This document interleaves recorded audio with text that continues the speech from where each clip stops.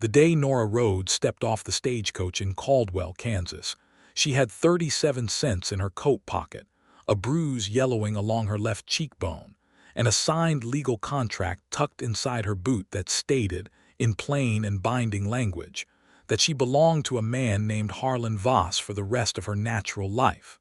Not in those words, of course. The contract used softer language. It called itself a betrothal agreement, a financial arrangement settled between her father and Harlan Voss 2 years prior, in the spring of 1878, when her father's debts had grown so heavy they threatened to swallow the family farm whole. Harlan had paid those debts, every last dollar. And in return, Nora's father had signed her name on a line she had never seen until the morning of her 22nd birthday, when the document was pressed into her hands like a gift. It was 1880, and the Kansas prairie stretched out in every direction under a sky so wide and blue it looked like something painted by a hand too grand to belong to any ordinary artist.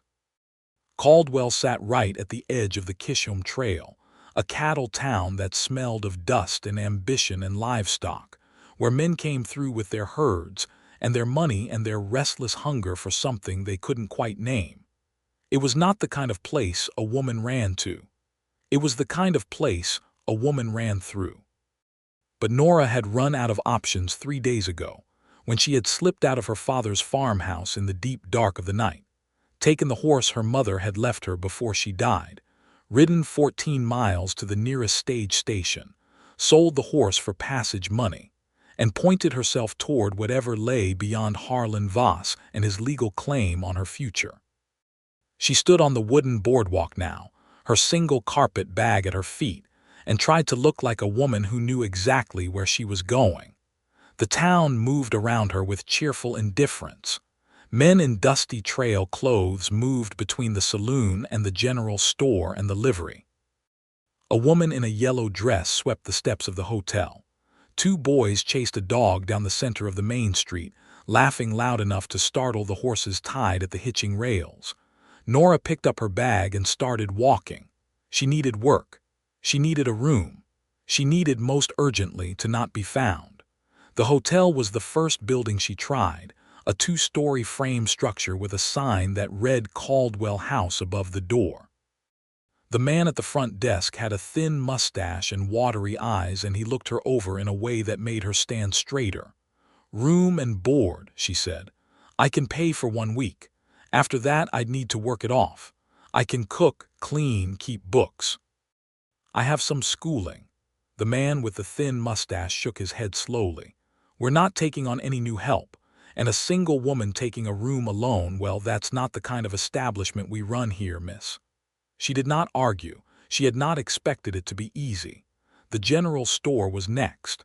The owner, a stout German man named Mr. Bauer, listened to her with more patience, but ultimately shook his head as well. He had a daughter already working behind the counter and didn't need another set of hands. The restaurant beside the feed store was third. The woman who ran it, a sharp-eyed widow named Mrs. Caldwell, no relation to the town, she made clear with the weary tone of someone who had explained this many times, looked Nora over with the practiced eye of a person who had seen a great many desperate people come through her door. "You can cook," Mrs. Caldwell said. "My mother taught me everything she knew," Nora said honestly. "She was the best cook in 3 counties. What happened to your face?" Nora didn't flinch. She had expected the question. "A disagreement," she said, "with the past." Mrs. Caldwell studied her for a long moment. Something passed across the older woman's face, something that looked like recognition. "I've got a back room," Mrs. Caldwell said finally. "Barely bigger than a closet. You'd start before sunrise and go until the last dish is washed.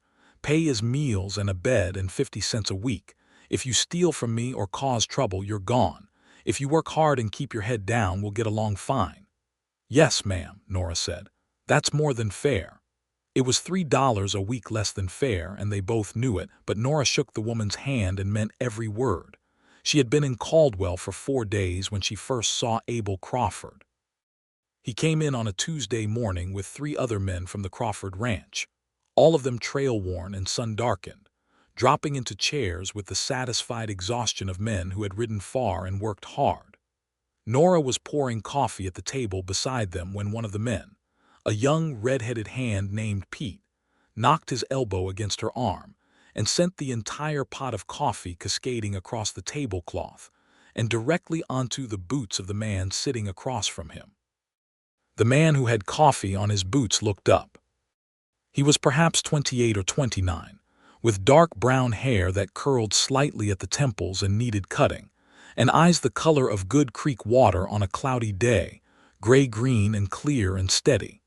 His jaw was square and shadowed with a few days of growth, and there was a scar along his right eyebrow that gave him a look of perpetual mild questioning. He was not the biggest man in the room, but there was something about the way he sat, something quiet and solid and entirely unbothered, that made him seem more present than everyone else. He looked at his boots. He looked at Nora. He looked at Pete. "I'm so sorry," Nora said quickly, already reaching for the cloth she kept tucked in her apron. "That was completely my fault. I should have been watching where I was. It was Pete's fault," the man said calmly, and his voice was low and easy, the kind of voice that didn't need to be raised to carry weight. "Pete, you're buying Miss—" He paused. "Rhodes," Nora said. "Nora Rhodes." "You're buying Miss Rhodes a new coffee pot," the man said to Pete, who went red to the ears. "I was just going to apologize," Pete muttered. "And a new pot," the man repeated. "I don't need a new pot," Nora said. "The pot is fine. I'm sorry about your boots." "My boots have survived worse," the man said. He extended his hand across the table in a gesture so straightforward it surprised her. "Abel Crawford. I own the ranch about 8 miles northeast of town." She shook it. His grip was firm and brief, nothing lingering or calculated about it. "It's a pleasure to meet you, Mr. Crawford," she said, because her mother had raised her to be polite even when her heart was hammering against her ribs from sheer proximity to a man with eyes like that. "Abel," he said. "Nobody calls me Mr. Crawford except the bank."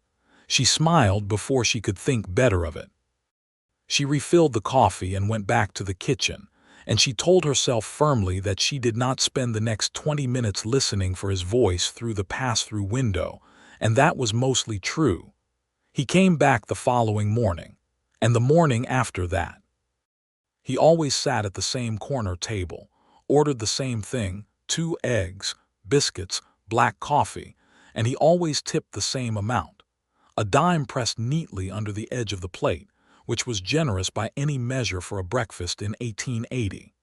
He read whatever newspaper he could get his hands on while he ate, folding it carefully and leaving it on the table for the next patron when he left. On the 4th morning, Nora sat down across from him.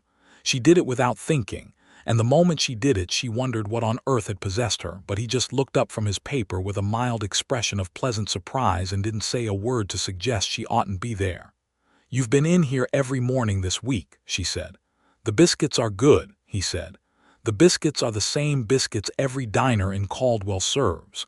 Yours are better." She looked at him. "I'm trying to decide if you're the type of man who comes in every morning because there's something he wants or the type who just genuinely likes biscuits." He set the paper down. "What made you decide to do the deciding today instead of yesterday?" It was a sharper question than she had expected from him, and she reconsidered him slightly because of it. "Yesterday I was nervous," she said. "Today I decided being nervous was a waste of time."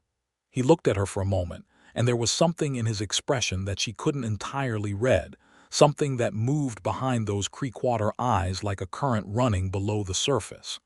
"I genuinely like biscuits," he said. "But the company lately has been considerably better than what I find at the ranch." "And what do you find at the ranch?" "Pete, mostly. And my foreman, Walt, who has the conversational range of a fence post." She laughed. It came out surprised and genuine, and she pressed her lips together almost immediately as though she'd forgotten she was allowed. He noticed. She saw him notice. "You don't strike me as someone who's been in Caldwell long," he said. "About a week." "Where are you from?" "East of here," she said, which was true and also nothing at all. He didn't push. He just nodded and picked up his coffee cup, and that restraint, that simple willingness to let her keep her distance, undid something in her chest she hadn't even realized was tied shut. She went back to work. But she thought about him for the rest of the day, and the day after that, and the day after that, and she was honest enough with herself to admit it had been a long time since she had thought about anything except how far away she was from Harlan Voss. What she did not know yet, and would not know for another 2 weeks, was that Abel Crawford already knew exactly who she was. Not personally. Not the woman herself, the woman who laughed like she was surprised to still be capable of it, and stood with her spine straight even when she was uncertain. He knew her name, and he knew the trouble attached to it, because 3 days after she arrived in Caldwell, a writer had come through town asking questions. The writer worked for Harlan Voss, and he had stopped at the land office first, where Abel had been filing some paperwork on an additional parcel of grazing land. Abel had been standing at the counter when the writer came in, a lean man with flat eyes and a badge that had no lawful authority this far from wherever he'd come from, asking if anyone had seen a young woman traveling alone, brown hair, hazel eyes, name of Nora Rhodes, wanted back in Sumner County where she had certain legal obligations. The land office clerk had been about to answer. Abel had seen it, seen the man's mouth opening, when Abel had said conversationally that he hadn't seen any such woman and that Caldwell was a big town during trail season and maybe the fellow ought to try the next town over. The writer had looked at him. Abel had looked back. The writer had left. Abel had stood very still for a moment after that, thinking about what he had just done and what it might mean. He was not a man who lied casually. He had a reputation in Caldwell and in the whole of Sumner County that he had built carefully over the 8 years since he had come west from Ohio at 20 years old with $200 and a letter of introduction to a cattle broker. He was known as a straight dealer, a man who kept his word, a man whose handshake was worth as much as any signed document, and he had just lied for a woman he had never met. He told himself it was because there was something wrong with a man sending hired trackers after a woman instead of coming himself. He told himself it was because the writer had flat eyes, and that meant something about the person who employed him. These things were both true. But he also told himself, standing there in the land office with sawdust on the floor and the smell of ink and old paper in the air, that whatever that woman was running from, she deserved the chance to keep running until she decided to stop. He had not gone to look for her. He had simply begun coming to Mrs. Caldwell's restaurant each morning, because it was the most natural place for a woman alone and new to town to find work, and because Mrs. Caldwell was the sort of woman who would take in strays without asking too many questions. He had found Nora on the 3rd morning. He had not said any of this to her. He sat on that knowledge for 2 more weeks, watching her move through the restaurant with the careful efficiency of a woman who had learned not to take up too much space, watching her smile at the old men who came in for their morning coffee, and set firm limits with the trail hands who pushed too hard, watching her do the daily arithmetic of survival with the practiced ease of someone who had been doing it for longer than should have been necessary. And the more he watched, the more tangled he became in something he hadn't planned on and couldn't quite name. It was a Wednesday afternoon in late April when Harlan Voss came to Caldwell himself. Nora was in the back of the restaurant washing the noon dishes when she heard the door open and heard Mrs. Caldwell's voice take on the careful neutrality of a woman who did not like who had just walked in but was too smart to say so. "Looking for someone," said a voice that turned Nora's blood cold. She knew that voice. She had heard it at her father's table, smooth and cert and patient the way a coiled rope is patient. Harlan Voss was 42 years old, a man who had made his money in land and cattle and loans, a man who wore the law like a coat he could put on or take off depending on what the occasion demanded. He was not, by the measure of the times, a bad man in any way that the law recognized. He had a bill of sale. He had a signed contract. He had a legal claim.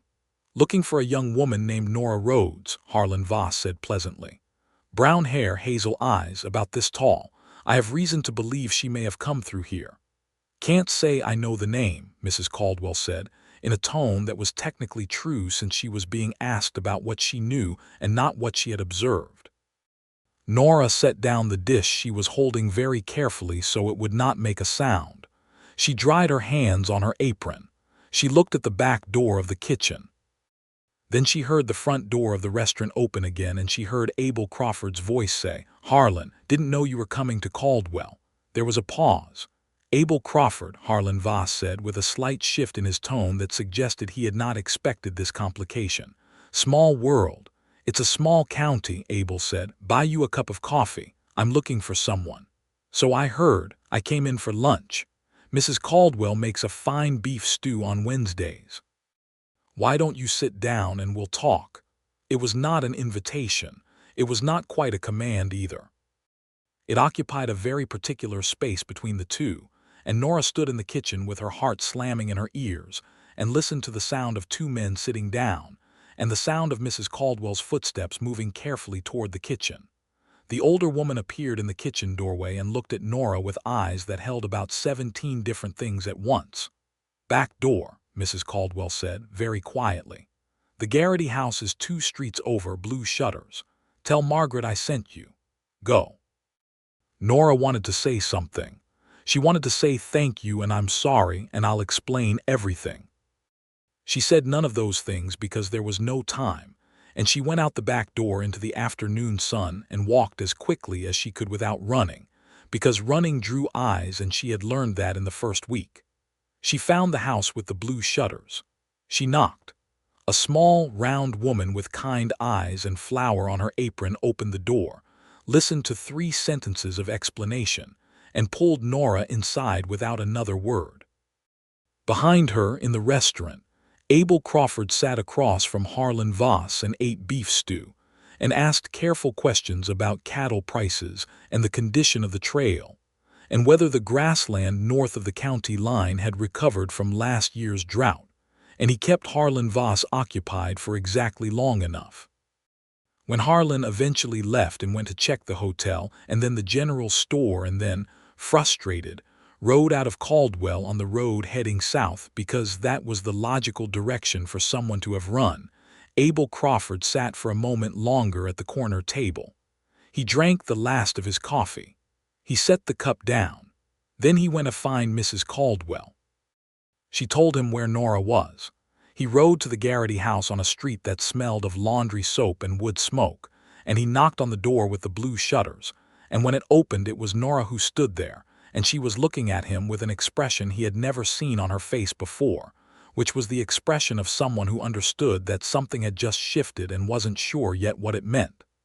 "You knew," she said. It was not an accusation. It was something more complicated than that. "Not everything," he said. "I knew someone was looking for you. I didn't know who until today. How long have you known?" "Since the day after you arrived." She was quiet for a moment. Margaret Garrity had thoughtfully removed herself to the back of the house because she was a wise woman and knew when 2 people needed to be left alone with something important. "You lied for me," Nora said. "To Harlan's writer, that was you. I didn't see any reason a man with flat eyes needed any help from me." She studied him with that direct hazel gaze that he had come to think of as one of the most honest things he had ever encountered. "You don't know what I did."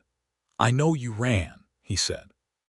"I know you ran alone in the middle of the night, with 37 cents and 1 carpet bag, based on what Mrs. Caldwell mentioned, and I know that whatever sent you running must have been worth the running. That's what I know.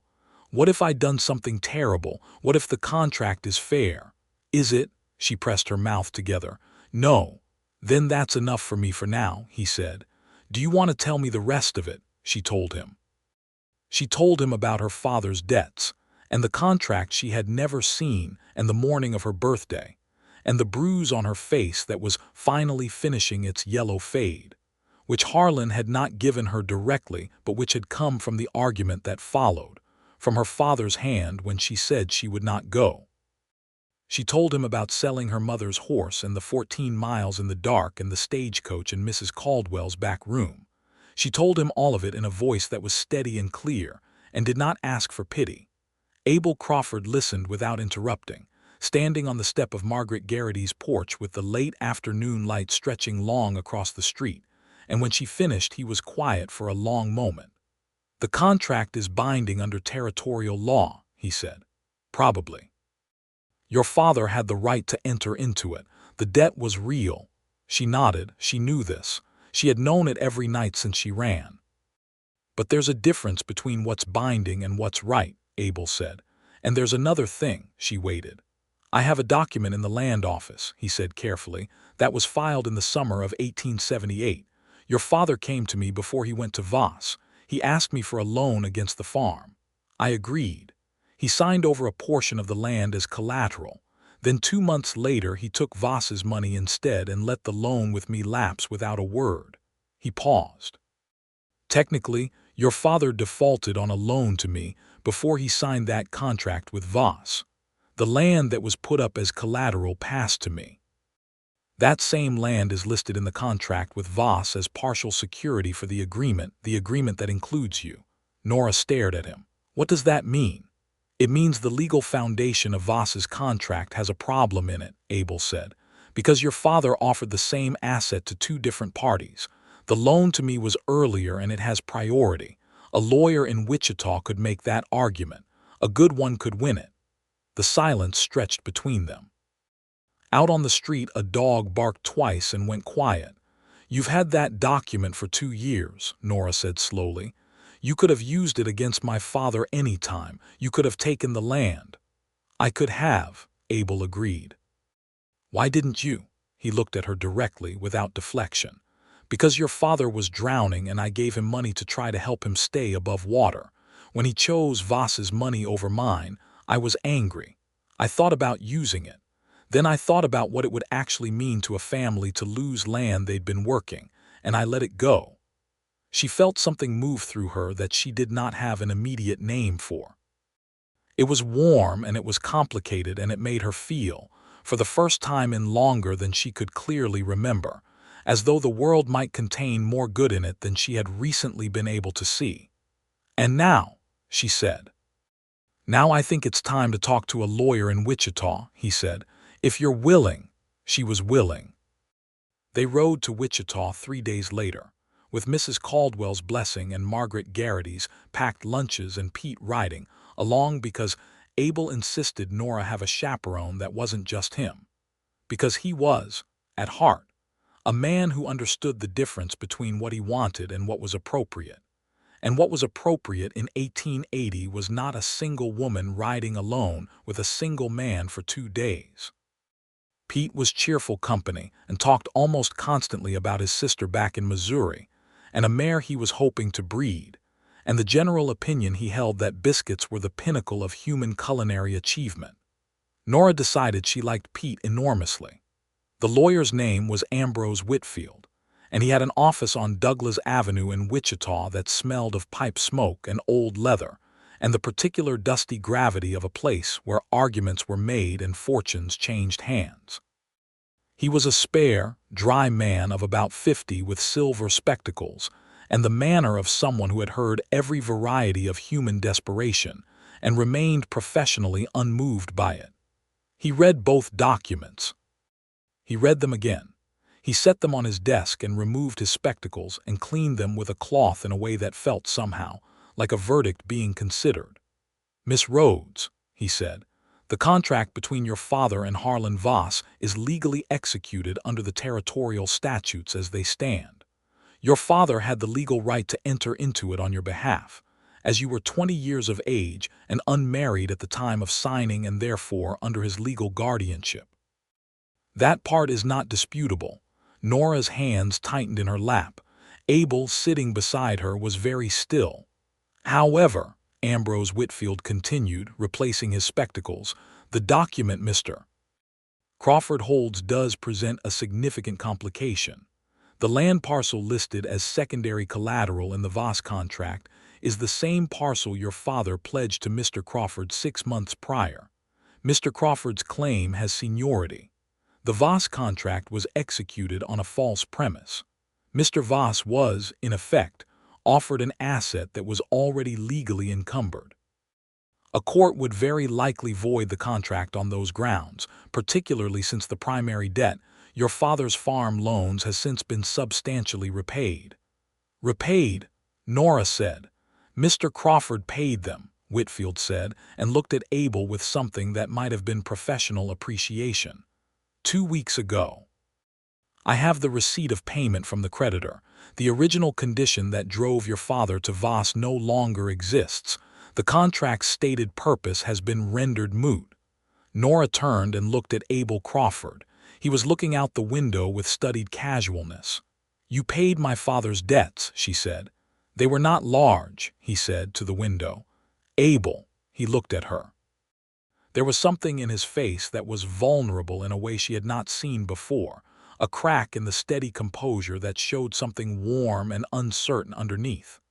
I had the money, he said simply, and it seemed like the right thing to do. She stared at him for a moment in which several things happened inside her chest simultaneously, and none of them were things she was prepared to articulate in a lawyer's office in Wichita in front of Ambrose Whitfield and Pete, who was waiting outside with the horses and probably talking to them. So the contract can be voided, she said, turning back to the lawyer. I believe a court would void it, yes. Voss may contest. He will likely argue that Crawford's prior claim was never formally enforced and therefore abandoned. I would argue that abandonment of enforcement does not nullify the debt instrument itself. It is not certain, but the odds are in your favor, Miss Rhodes, particularly if Mr. Crawford is willing to formally assert his prior claim. I am, Abel said. Then I will file the necessary papers, Whitfield said. This will take time, perhaps several months before the court in Wichita takes it up. In the meantime, I would strongly recommend that you, Miss Rhodes, stay somewhere that Harlan Voss cannot reach you easily, and that you do nothing to antagonize his legal position. She's staying in Caldwell, Abel said. She's working for Mrs. Caldwell. She's perfectly settled. Whitfield looked at them both over his spectacles. I see, he said, in a tone that suggested he saw considerably more than the legal question. They rode back to Caldwell the following morning. Pete, true to form, talked most of the way, but there were stretches of quiet on the prairie road where the grass moved in long silver waves under a sky full of high white clouds, and in those stretches Nora was acutely aware of Abel riding beside her, not too close and not too far, the way he always was, present and steady and not pushing. Why did you pay the debts? She asked, during one of those quiet stretches. Pete had ridden ahead to investigate something in the distance that turned out to be a hawk. Abel considered his answer with the unhurriedness she was beginning to recognize as characteristic. Because I read that contract when Voss's rider came through asking questions, and I understood what it meant for you, and I thought about what my mother would have said if she'd been alive and somebody had treated her that way, and I had the money. That's 3 reasons, Nora said. I'm a thorough person. She laughed, and this time she didn't press her lips together after. He looked at her sideways, and the corner of his mouth moved in a way that did very particular things to the functioning of her heart.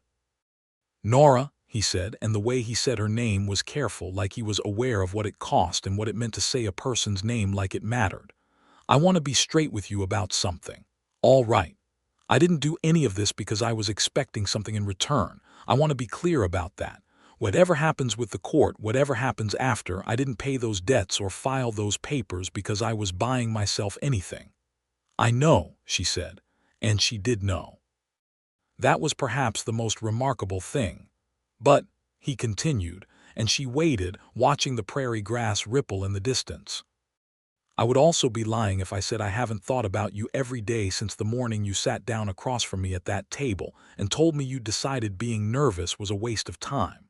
The horses kept walking. The hawk Pete had gone to investigate swept overhead and vanished into the blue. I've thought about you too, she said, quietly and honestly. More than was probably wise given my circumstances.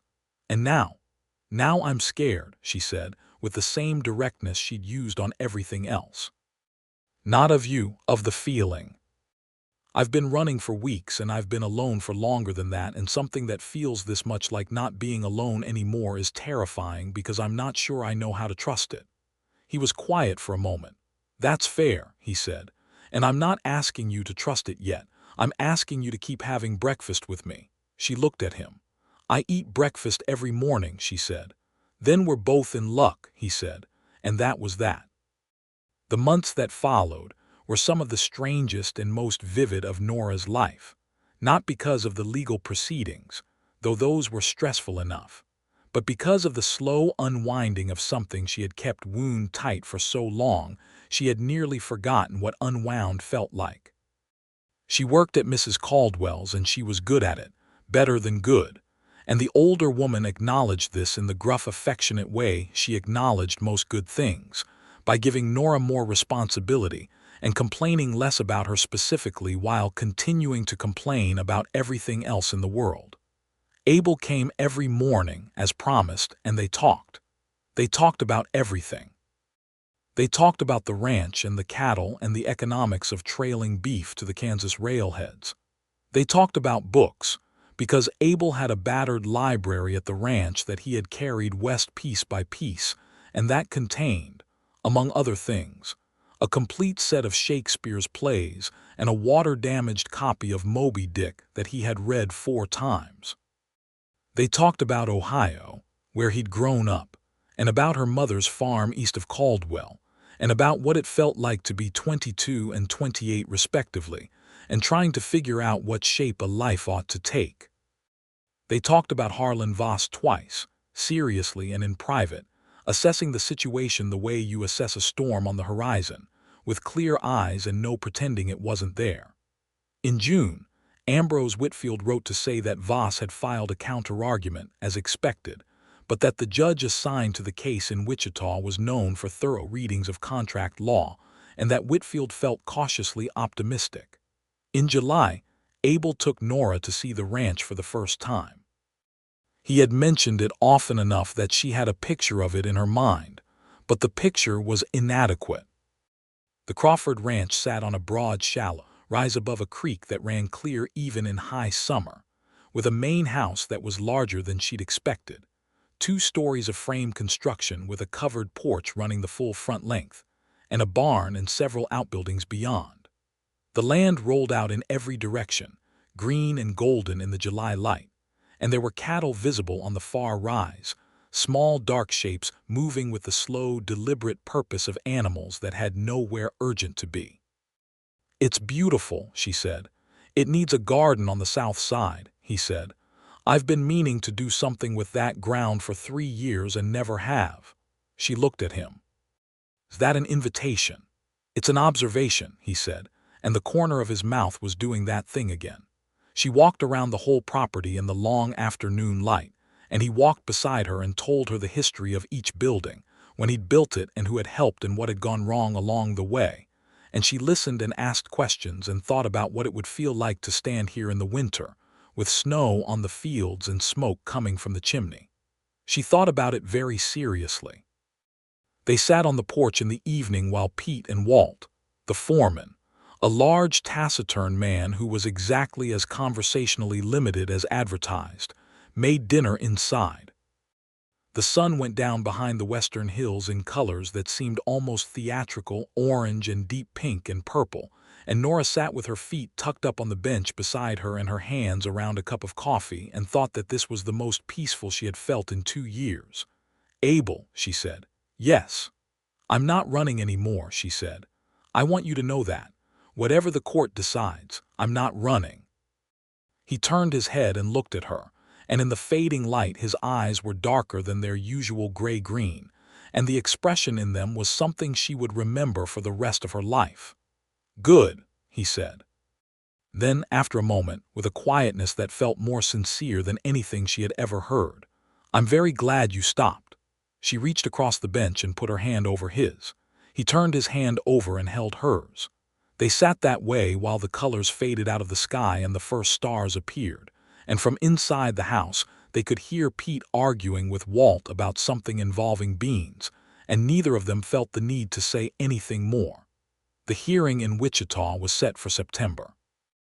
Nora went with Abel and Ambrose Whitfield, who met them at his office in a good suit with his papers organized, and the precise contained energy of a man who had prepared thoroughly and was quietly confident about it. They walked to the courthouse together in the September morning, the air carrying the first cool note of autumn, and Nora wore the best dress she had, which Mrs. Caldwell had helped her press the night before with the flat iron and a great deal of steam. Harlan Voss was there with his own lawyer, a heavy man named Crockett who had the look of someone who enjoyed legal combat the way other men enjoyed hunting. Harlan himself looked at Nora across the courtroom with an expression that was difficult to read, something between proprietary calm and genuine irritation, the look of a man who could not quite believe that an asset he had purchased was causing this much difficulty. She looked back at him steadily and felt nothing except a clear and certain desire for it to be over. The judge was a man of 60 named Hartley, who had the manner of someone who had seen every variety of human foolishness and retained a measured sympathy for it anyway. He read both sets of documents without expression. He listened to Whitfield's argument about the prior claim and the false collateral with his head tilted slightly to one side. He listened to Crockett argue abandonment of enforcement with the same measured attention. Then he removed his glasses, much as Whitfield had done months earlier in his office, and addressed the courtroom. "The Crawford loan predates the Voss contract by 6 months, Judge Hartley said. The land parcel listed as collateral in both documents is identical. The Voss contract was entered into on the representation of an asset that was already encumbered. This court finds the Voss contract void on grounds of material misrepresentation." He put his glasses back on. "Furthermore," he added, and the room was very quiet, "this court notes that the contract's stated conditions have been rendered moot by the subsequent payment of the original debt. Miss Rhodes, you are no legal obligation of Mr. Voss's. Mr. Voss, you may seek remedy against Miss Rhodes's father for the return of the funds you advanced, but you have no claim on Miss Rhodes herself. We are adjourned." The gavel came down. Nora sat very still for a moment. Abel, sitting beside her, said nothing. But she felt his hand close around hers under the table briefly, and she pressed back. Outside the courthouse, standing on the steps in the September light with the sounds of Wichita going about its busy business all around them, Harlan Voss stopped them. He looked at Abel with an expression that had cycled through anger and settled into something more complicated, something that was almost, if you were generous about it, respect. "You've had that document for 2 years, Harlan said. "I have," Abel agreed. "You could have used it at any point." "I could have. Why now?" Abel looked at him steadily. "Because now there was a reason that mattered." Harlan looked at Nora. Something passed across his face that she might, in a different story, have called regret. "I wasn't unkind to you," he said. "I want you to know that was not my intention." "I know," she said, and she believed it in a limited technical sense. Harlan Voss had not intended unkindness. He had simply never considered that her intention might matter too. "But I needed someone to ask what I wanted. You never did." He had nothing to say to that. He left. His lawyer followed. And Ambrose Whitfield, who had witnessed the exchange from a tactful 3 steps behind, came forward and shook both their hands with the satisfied air of a man who had done good work. "Congratulations, Miss Rhodes," he said. "You are an entirely free woman." She stood on the courthouse steps in the September morning and breathed, long and slow, and it felt like putting down something very heavy that she had been carrying for so long she'd forgotten what her arms felt like without it. Abel was watching her with that steady attention of his. "How do you feel?" he asked. "Like I could walk to the horizon," she said. "Whichever one I chose." He smiled. It was a full smile, not just the corner of his mouth, and it changed his whole face, opened it up into something warm and unguarded that she thought she could look at for the rest of her life. "That's a fine feeling to have," he said. They rode back to Caldwell, just the 2 of them this time, Pete having stayed at the ranch to help Walt with a fence line. The road stretched through the autumn prairie under a sky that was the particular brilliant blue that only appears in September, when the heat of summer has finally broken, and the air is clean and cool, and full of the smell of dry grass and distance. They rode side by side on the long, empty miles, talking sometimes and quiet sometimes, and the quiet was the comfortable kind, the kind that doesn't need to be filled, the kind that grows between people who have started to fit together in the spaces between words. "What will you do now?" Abel asked, somewhere around the 3rd mile from Caldwell when the town's water tower was just becoming visible on the horizon. "I'm not sure," she said honestly. "I've been surviving for so long I'm not sure what the next thing after surviving looks like." "What did you want before all of it?" he said. "Before the contract and the running. What did you want your life to be?" She thought about it seriously, because it was a serious question and he asked it seriously. "I wanted a garden," she said eventually, smiling slightly at the memory of him saying the same word to her months ago on his porch. "My mother had a garden and I always wanted one of my own. I wanted a kitchen that was mine. I wanted to make something lasting, something that would still be standing after I was gone." "That sounds like a life," he said. "It sounds like a small life," she said. "The best lives are small," he said. "They're small and deep. Wide lives are exhausting and they don't feed anyone."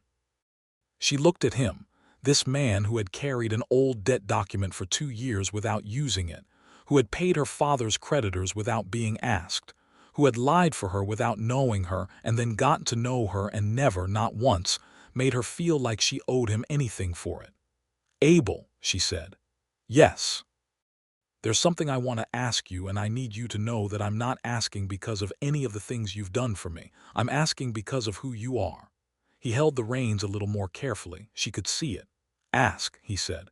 "Would you court me?" she said. "Formally, the way it should be done. I want to do it properly. I don't want to arrive somewhere and look back and feel like we rushed past anything important." He was quiet for a beat that lasted a small eternity. "Yes," he said. "I would very much like to court you, Nora Rhodes." "Good," she said, and the word came out breathless in spite of her best efforts. "Good." They rode into Caldwell in the late afternoon, and the town looked different than it had on the September morning she had arrived. Or maybe it was she who looked different, she who was different, free in a way that was not just the absence of a contract but the presence of something else entirely, something she was only beginning to learn the dimensions of. The courtship was proper and deliberate, and within those proper and deliberate parameters, quietly electric. He came to see her on Sunday afternoons, when the restaurant was closed, and Mrs. Caldwell, who had taken on the role of unofficial and entirely unsentimental chaperone with the air of a woman who had been waiting for something interesting to happen, sat in the parlor reading and pretending not to listen. They walked. They talked.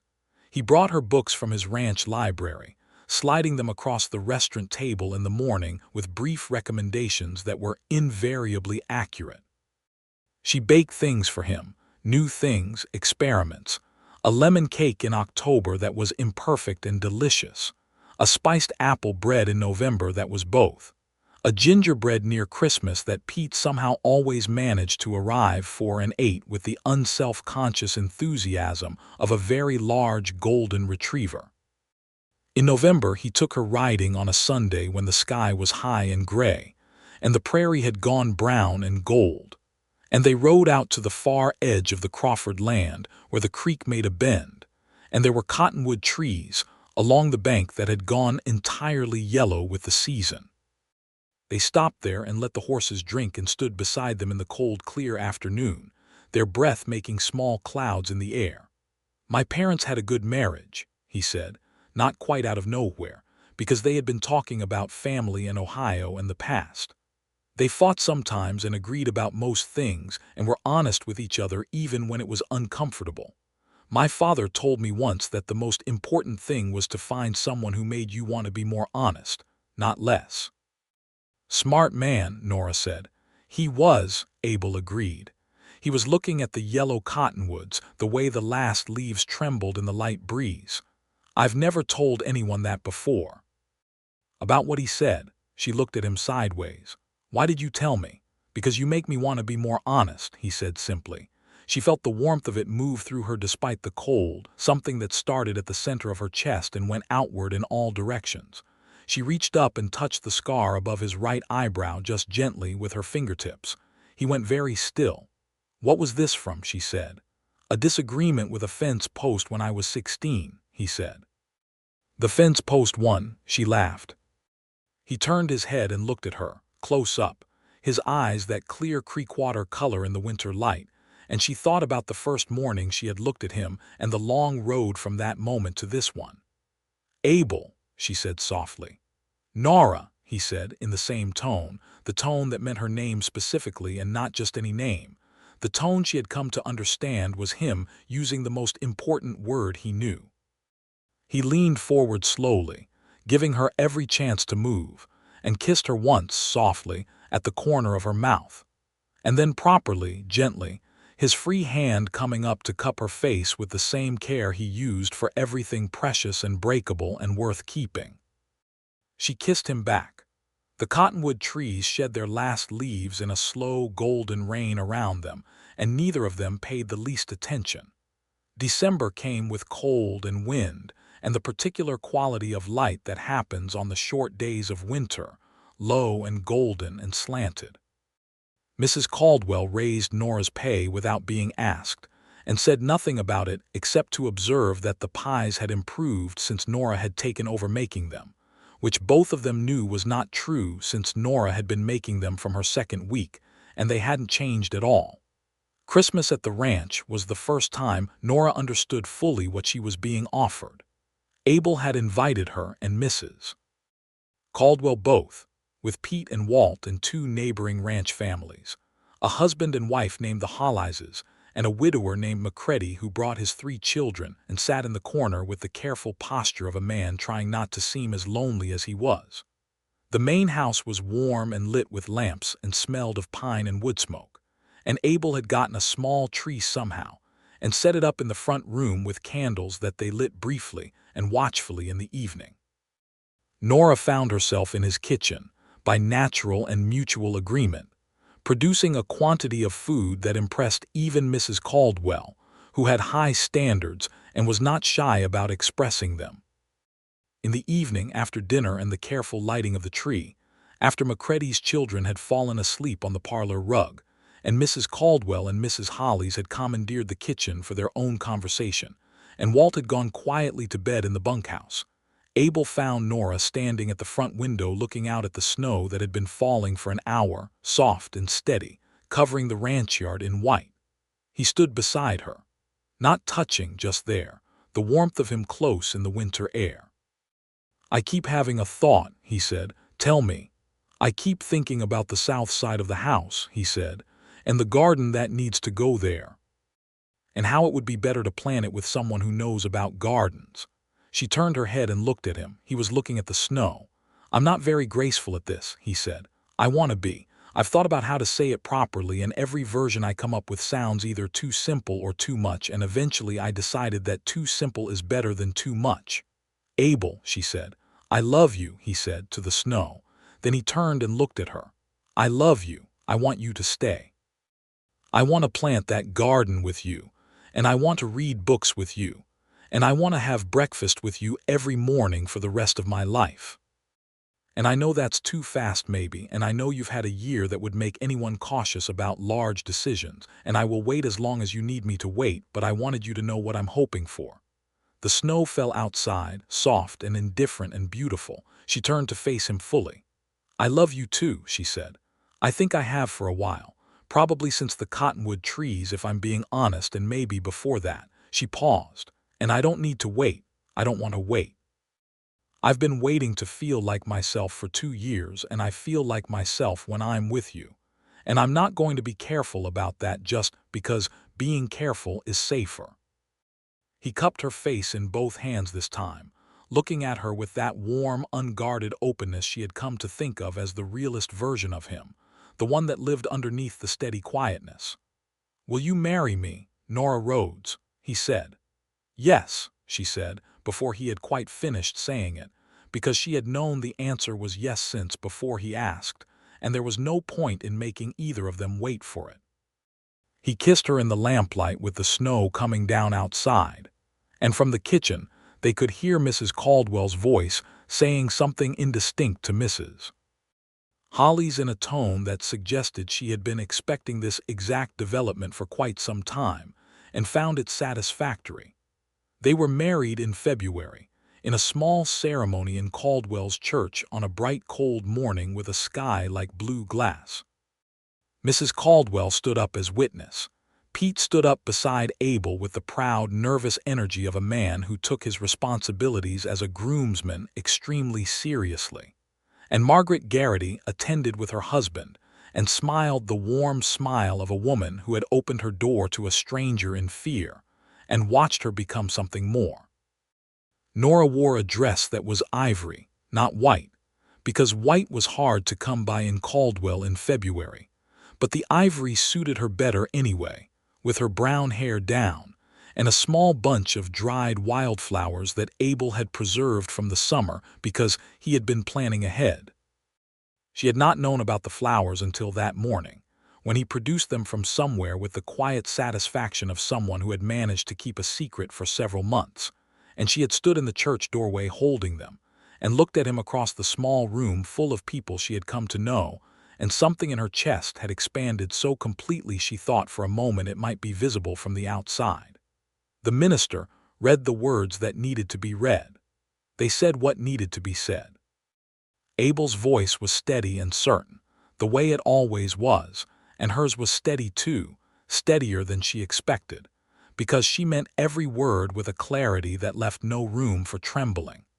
He put a plain gold ring on her finger that he had ordered from a jeweler in Wichita 3 months ago, before she knew he was doing it, because he had been sure before she was, or perhaps he had simply been planning ahead again. When they walked out of the church into the February sun, the whole assembled company cheered, which was mostly Mrs. Caldwell and Margaret Garrity and their husbands, and Pete and Walt and Macready with his 3 children, and a handful of townsfolk who had heard there was a wedding and come out of cheerful nosiness, and the noise of it and the cold, bright air and Abel's hand around hers felt like the first morning of something that had no foreseeable end. Mrs. Caldwell threw grain because she said rice was too expensive, and sentiment was sentiment regardless of specifics. Spring came to the Crawford ranch the way it always did in Kansas, suddenly and all at once, as though the world had been wound tight all winter and finally let go. The creek ran high and clear, the grass came up green and urgent, and the cattle on the far rise moved with more energy than they'd had in months. Nora planted the garden on the south side of the house. She planned it over the winter, drawing maps on paper by lamplight while Abel read nearby, and occasionally offered opinions about where the tomatoes should go that she listened to and mostly ignored because he admitted freely that he knew nothing about gardens. She ordered seeds from a catalog. She turned the soil herself in early April, working it with a spade until her arms ached, and Abel helped her without being asked, digging the harder ground at the edges and carrying water and not complaining once about any of it. By late May, the garden was growing. It was not perfect yet. It was young and optimistic and subject to the various disasters that befall first gardens in new ground, but it was growing, and Nora stood at the kitchen window in the morning sometimes and looked at it before anyone else was awake and felt the deep and quiet satisfaction of something that was hers. Her father came in June. He came by himself, without warning, riding up to the ranch on a borrowed horse with his hat in his hands, and the look of a man who had spent months thinking about something he owed and had finally decided to pay it. Nora saw him coming from the garden and stood up slowly and stood her ground and waited. He was older than she remembered, or perhaps she was simply older and saw him more clearly now, a man of 50 with work-worn hands and the particular shame of someone who knew they had done a wrong thing for reasons they thought were good. "Nora," he said. "Father," she said. He looked at her for a long moment, at the house behind her and the garden and the ring on her hand. He looked at Abel, who had come out of the barn at the sound of the arriving horse and stood with quiet patience at the corner of the building, close enough to be present and far enough to let this be what it needed to be. "I didn't know what I was signing," her father said. "I want you to know that. I didn't know what it would mean to you." "You should have asked me," she said. "I know that now." She studied him. The anger she had expected to feel was there, but it was quieter than it had once been, banked down to something cooler and more manageable, because she had been happy for months now, and happiness had a way of putting old wounds in better proportion. "Come inside," she said. "I'll make coffee." He exhaled, long and slow, and there was so much in it. They sat at the kitchen table for 2 hours. Abel joined them after the first 15 minutes, because she asked him to, because she wanted him there for this. And he came and sat beside her and put his hand over hers on the table and said to her father without theatrics that he had no quarrel with him, and that the past was the past, and that he hoped for a civil future. Her father shook Abel's hand and meant it. He stayed for dinner. He met Pete, who talked at him with such cheerful enthusiasm that the strained look gradually left the older man's face and was replaced by something almost like amusement. He was shown the garden which Nora took him to see in the evening light, and he stood looking at it with something soft and sad in his eyes that she recognized as a memory of her mother. She would have liked him, her father said, meaning Abel. "I know," Nora said. "I thought of that too." He left the next morning. They did not pretend to be what they were not to each other, did not perform a reconciliation they hadn't fully arrived at yet, but they were honest, and honesty was a beginning. He promised to write. She promised to write back. These promises were kept. Summer at the ranch was full and busy and loud in the best ways. The cattle drive north in July, which Abel managed with Walt and Pete and 2 hired hands, kept him away for 3 weeks. And Nora stayed at the ranch because she had the garden and the house and no particular desire to leave them, and she was not afraid any more of the space her own company made. She wrote letters to Mrs. Caldwell. She read her way through the ranch library in the long evenings, finding treasures she hadn't expected, a collection of Emily Dickinson's poems, a history of the Roman Empire, a novel about France that she read twice, and tried to describe to Pete on his return with consequences for his curiosity about French food that lasted approximately 2 days before he declared that biscuits were still superior. Abel came home in early August, sunburned and thinner from the trail and happier to see her than he had any right to be after 3 weeks, which she found she felt equally about. He came through the kitchen door to find her at the stove with her hair tied back and flour on her apron, and he stood in the doorway for a moment just looking at her with that expression that had started at the corner of his mouth and grown into something much larger over the months. "Hello," she said, without turning around. "Hello," he said. "Good drive. Fine drive. How's the garden? The tomatoes are finally doing something. The beans were spectacular. I'm putting them up tomorrow." He crossed the kitchen and kissed her at the back of her neck, just below where her hair was piled, and she tilted her head and leaned back slightly into him. "I missed you," he said, against her hair. "I missed you too," she said. "Don't let Pete hear that or he'll be insufferable about it." "Too late," said Pete, from the other side of the screen door with audible satisfaction. She threw a dish towel at the screen. By autumn she knew she was expecting. She told Abel on a Sunday evening in September, sitting on the porch with the last of the warm light on the hills and her hands wrapped around a cup of tea. She said it in the same direct way she said everything without preamble and watched his face. He went very still the way he went still when something mattered a great deal. Then something moved across his expression that she did not have a single word for because it was too large and too various for one word, a kind of awe and joy and an almost painful tenderness all at once.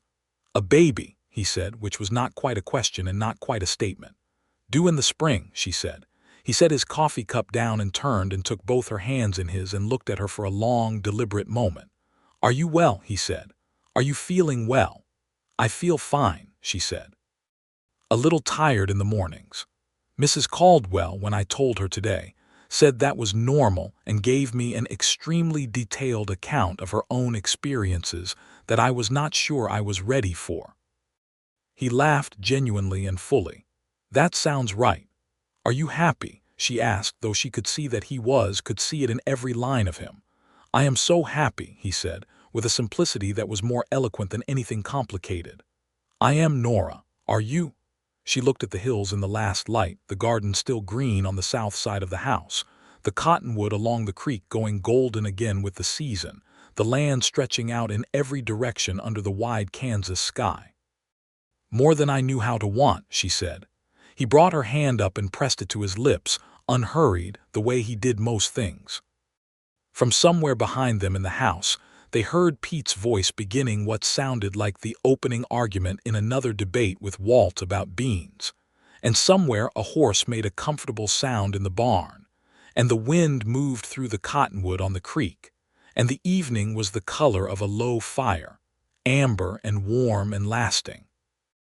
The baby was born in March, a boy, 7 pounds and furious about the world in the way of all new arrivals, with his father's dark hair and his mother's hazel eyes, and a voice that Pete declared was louder than the noon whistle in Wichita, and he meant that as a compliment.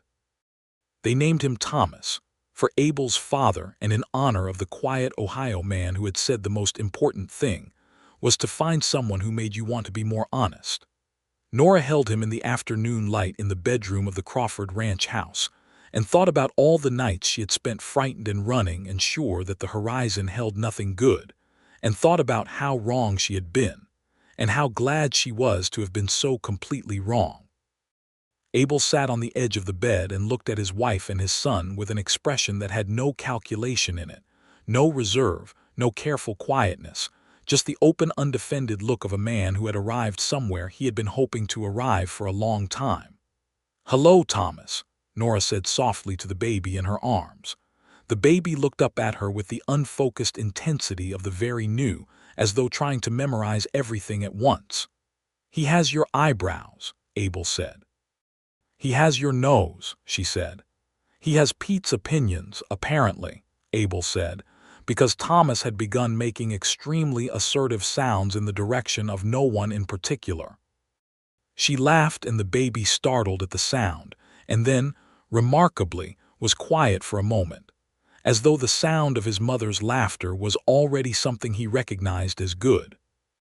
Mrs. Caldwell came out the following week to see the baby, bringing food and opinions in equal and generous measure, and she held Thomas with the surprising tenderness of a woman who showed her feelings most often through actions rather than words, and told Nora that the boy had a good face and a good loud voice, and that was all you needed to start with.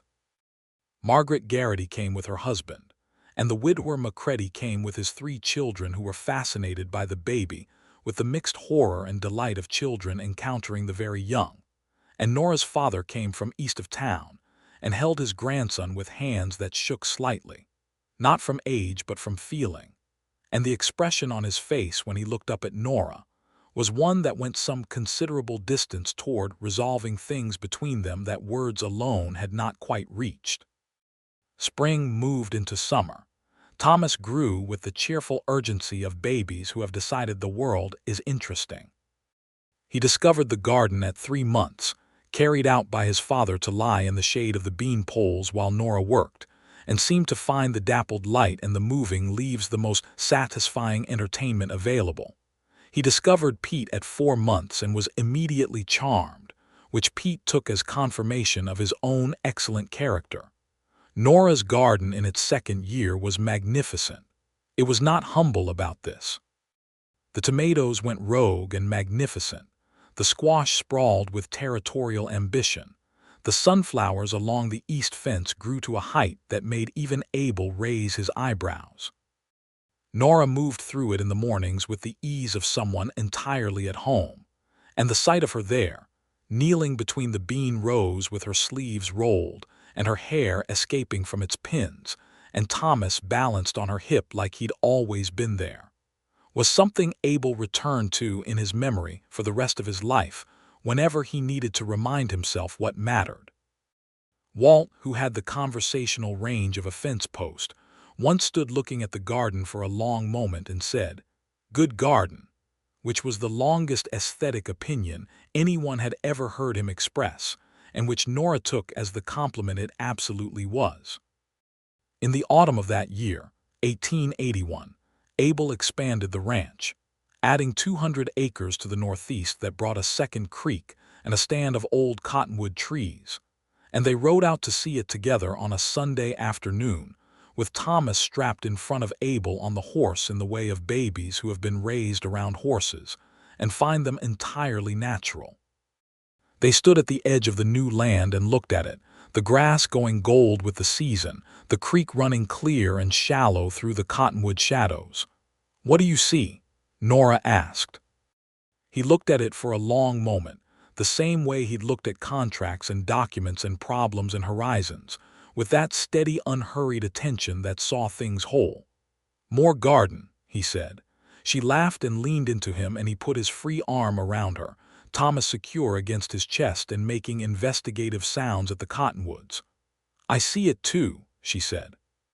2 years later, in the spring of 1883, their daughter arrived, small and fierce and entirely convinced of her own importance, which everyone around her confirmed enthusiastically. They named her Eleanor, for Nora's mother, and she had her father's gray-green eyes and her mother's directness and Pete's inexplicable love of biscuits, which emerged at a remarkably early age. Thomas, who was 3 and had held unquestioned dominance over the Crawford ranch for the entirety of his memory, regarded his sister with the careful suspicion of someone encountering a new competitor, which lasted approximately 2 days before he became her most devoted champion and defender. Abel, watching Thomas position himself protectively between Eleanor's cradle and a perceived threat that turned out to be a shadow, said to Nora in a low voice, "He gets that from you. He gets everything good from you," she said. "He gets the directness from you. He gets the stubbornness from you. He gets the loyalty from both of us," she said firmly. "He gets that one from both of us." Abel conceded this with great good grace. The years built themselves into something that had weight and texture and the particular richness of a life that has been chosen repeatedly, deliberately, day by day. The ranch prospered. The garden was expanded twice and remained extraordinary. Thomas grew into a serious, curious boy who read everything he could find, and had his father's quality of quiet attention, and his mother's quality of choosing to be unafraid when something mattered. Eleanor grew into a force of nature with her mother's eyes and a laugh that could be heard from the barn, and she had, as Nora had suspected she would, no patience whatsoever for things that were unfair. Pete stayed at the ranch for years and eventually married a woman named Clara who came from Dodge City and who could and did talk at the same pace as Pete, which produced a conversational household of such sustained energy that Walt was observed standing outside their kitchen window, looking at it, with the expression of a man witnessing something genuinely beyond his comprehension. Walt himself retired eventually to a small house in Caldwell and was seen occasionally at Mrs. Caldwell's restaurant, where he ate in companionable silence and left a good tip. Mrs. Caldwell retired the restaurant when she turned 60 and sold it to a young couple from Tennessee, and Nora brought her apple pie every Sunday afternoon for the rest of the older woman's life, which was long and satisfying. And in return, Mrs. Caldwell offered opinions on everything and everyone with the freedom of a woman who had earned the right to speak her mind absolutely. Nora's father mended slowly, the way old fences mend, piece by piece in the places that needed it most. He was never quite the man she needed him to have been, but he tried, in the way of people who understand too late what trying means and decide to start anyway. And she met that trying with the grace she had learned from a long year of running and a longer life of staying. There was an afternoon in the late summer of 1885, when Thomas was 5 and Eleanor was 2, when Abel came in from the fields in the evening light to find the house quiet in the particular way that meant everyone was outside. He found them all in the garden, Thomas helping Nora with the tomatoes with the concentrated seriousness of a 5-year-old who has been told he is responsible for something important, and Eleanor sitting in the dirt between the bean rows, apparently conducting some kind of negotiation with a frog she had found, which she was addressing in the solemn tones of someone who expects to be heard. He stood at the garden gate and watched for a moment before anyone knew he was there. The evening light came in low and golden across the garden, and the garden was at the height of the season, full and abundant and entirely itself. And Nora looked up from the tomato vine and saw him watching, and something in her face went warm and open in the way it had since the first time she had sat across from him at that corner table, a long time ago now, when she was running and frightened and 37 cents from nowhere. "You're home," she said. "I'm home," he said. He came through the gate and bent to pick up Alina, frog and all, settling her on his arm with the ease of a man who had been carrying small children for 5 years. Alina continued her conversation with the frog without pause, apparently undisturbed by the change in elevation. Thomas abandoned the tomatoes and came to his father with the news that one of the barn cats had done something extremely interesting that morning, the full account of which took several minutes and was deeply satisfying to both parties. Abel listened to all of it, nodded at all the right places, and looked across the top of Thomas's head at Nora, who was watching him with her hazel eyes full of the soft light of the evening and something much warmer than that. "Busy day," she said. "Good day," he said. She crossed the garden to him, and he put his free arm around her, and she leaned into the solid warmth of him with the ease of someone entirely at home. The garden smelled of late summer, of tomatoes warmed by the day's sun and bean flowers, and the particular clean green smell of things growing well in good soil.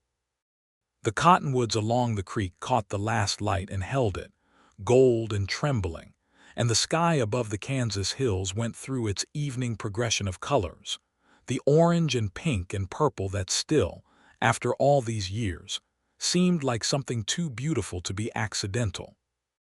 Alina released the frog, which departed without sentiment, and then demanded with great authority to be put down so she could find it again. Abel set her on her feet and watched her go with the mild, fascinated attention he gave to all her projects. "She's going to reorganize the whole county by the time she's 10, Nora said. "She comes by it honestly," Abel said. "Both ways."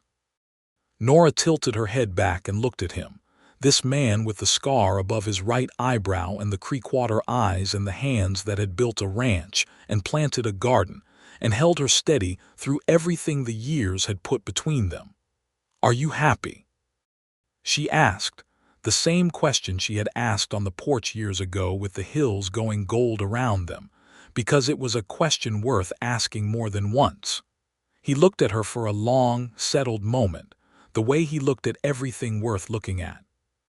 "More than I knew how to want," he said, which were her own words from years ago, returned to her now with interest, and she recognized them and felt the full weight of them and could not think of anything better to say in response.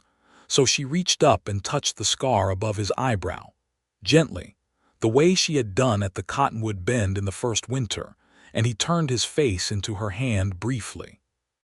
Thomas made a dignified sound of mild protest at this display, because he was 5 and had standards. Alina, somewhere among the beans, found her frog again and announced it to the entire property. The evening light held for a few minutes longer, warm and golden and full of the sounds of a life that was entirely, beautifully, completely their own. And then it began to fade the way good evenings do, slowly and without apology, making way for the first stars above the Kansas hills and the lamplit warmth of the house, and the long, comfortable quiet of a night with nowhere to run to except toward morning. Nora Rhodes, who had once stood on a boardwalk with 37 cents and a bruise and a legal claim on her future tucked inside her boot, stood in her garden in the last light with her husband's arm around her and her children making noise in the bean rows, and she breathed, long and slow, and felt the ground under her feet and the sky above her head and the life inside her chest, full and lasting and entirely hers. The stars came out one by one over Kansas, the way they always had and always would, indifferent and generous, and the Crawford Ranch sat quiet on its rise above the creek, and the cottonwoods along the water moved in the evening breeze, and somewhere a nighthawk called. And the night came on peaceful and wide and full of the kind of silence that is not empty but abundant, the silence of things in their right place, the silence of a life that has found its ground and is standing in it, firmly and without apology. Exactly where it belongs,